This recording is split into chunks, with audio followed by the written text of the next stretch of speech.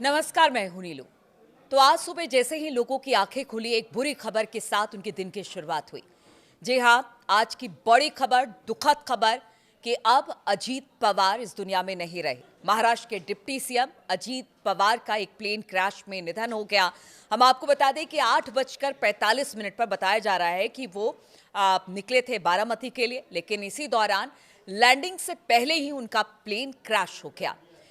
इस प्लेन में, ये चार्टर प्लेन था, प्राइवेट प्लेन था। बताया जा रहा है कि किसी कार्यक्रम में शामिल होने के लिए अजीत पवार अपने कुछ सहयोगियों, पीए थे जिसमें सुरक्षाकर्मी थे, उनके साथ इस विमान में सवार होकर जा रहे थे।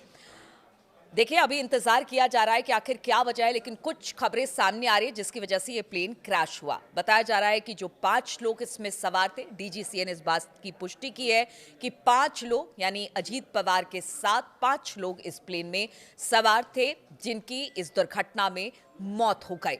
बताया जाता है कि ये प्लेन जैसे ही अपनी जगह से निकला है, करीब 1 घंटे के बाद ये विमान जो था वो क्रैश हो गया और ये विमान पूरी तरह से, इसके पर खच्चे उड़ गए। इसके बाद इसमें आग लग गई।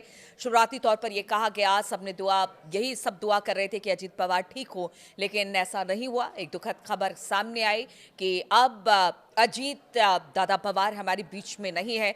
अगर अजीत पवार की बात की जाए, महाराष्ट्र की राजनीति का एक जाना माना नाम और काफ़ी लंबे समय से ये राजनीति करते आए। इनको प्यार से लोग अजीत दादा भी कहते थे, अजीत दादा पवार भी कहते थे। और जिस तरह की ये दुखद खबर आई, इससे महाराष्ट्र की राजनीति नहीं बल्कि पूरे देश भर की राजनीति को एक बड़ा धक्का लगा है। आज बजट सत्र की शुरुआत होनी थी और तमाम सांसद जो एनसीपी के थे और बाकी अलग अलग दलों के थे, वो आज दिल्ली में इकट्ठा थे। लेकिन अब बताया जा रहा है कि जो उनके जितने भी करीबी हैं, जो महाराष्ट्र के सांसद हैं, खास तौर पर जो शरद पवार की बेटी हैं या शरद पवार हैं, वो बता रहे हैं कि सब अब महाराष्ट्र की तरफ रवाना हो गए हैं। प्रधानमंत्री नरेंद्र मोदी ने इस पूरे विमान हादसे की जानकारी ली है। इसके अलावा देवेंद्र फडणवीस से जो गृह मंत्री हैं अमित शाह, उन्होंने भी इस पूरे मामले की जानकारी ली है। और हम आपको बता दें कि 2-3 बातें इस प्लेन दुर्घटना को लेकर सामने आ रही है। बताया जा रहा है कि हो सकता है क्रैश लैंडिंग हुई हो। लैंडिंग के दौरान शायद किसी तरह की कोई तकनीकी खराबी आ गई हो, जिसकी वजह से, दूसरा कारण तकनीकी खराबी भी बताया जा रहा है। और तीसरी वजह यह भी सामने आ रही है कि जिस जगह पर, बारामती के जिस इलाके में ये प्लेन क्रैश हुआ है, वो पहाड़ी इलाका है। और कहा यह जा रहा है कि जो अभी खबर शुरुआती तौर पर सामने आ रही है, हालांकि ये जांच के बाद ही पता चलेगा कि क्या वजह है, लेकिन उसमें तीसरा प्रमुख कारण कोहरा बताया जा रहा है। बताया जा रहा है कि ये प्लेन अपनी दिशा में आगे बढ़ा था, लेकिन खरे कोहरे की वजह से ये विमान शायद अपने रूट से डाइवर्ट हो गया, जिसकी वजह से ये हादसा हुआ है। लेकिन सबसे दुखद बात ये रही कि जितने लोग इस प्लेन में सवार थे, उन सभी की मृत्यु हो गई है और अजीत पवार का निधन हो गया है। पूरे महाराष्ट्र में, पूरे देश में इस वक्त शोक की लहर है।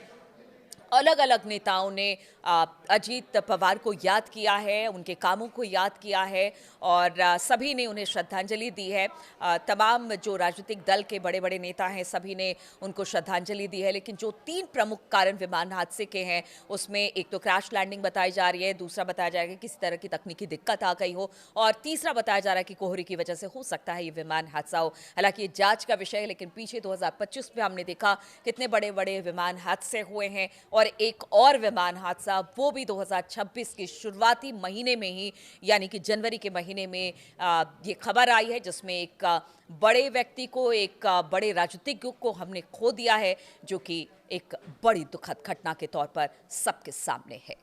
होना ये बहुत ही दुखद और दुर्भाग्यपूर्ण है। पिछले 40 साल से महाराष्ट्र के राजनीति में मेरे बहुत घनिष्ठ मित्र रहे, उनके मेरे पारिवारिक संबंध रहे। बहुत कर्मठ, अच्छा प्रशासक और विकास की दृष्टि रखने वाले ऐसे वो नेता थे। उनके जाने से बहुत बड़ा नुकसान हुआ है। उनके परिवार को भी काफी उनके ऊपर भी एक बड़ा हादसा हुआ है। मुझे लगता है कि भगवान उनको ये जो घटना हुई है, इसका दुख सहन करने की ताकत दे। मैं व्यक्तिगत रूप से और पार्टी के तरफ से महाराष्ट्र के इस पुराने सहयोगियों को मैं श्रद्धांजलि अर्पित करता हूँ। भगवान उनके आत्मा को शांति दे, यही ईश्वर चरणों में प्रार्थना करता हूँ। नमस्कार।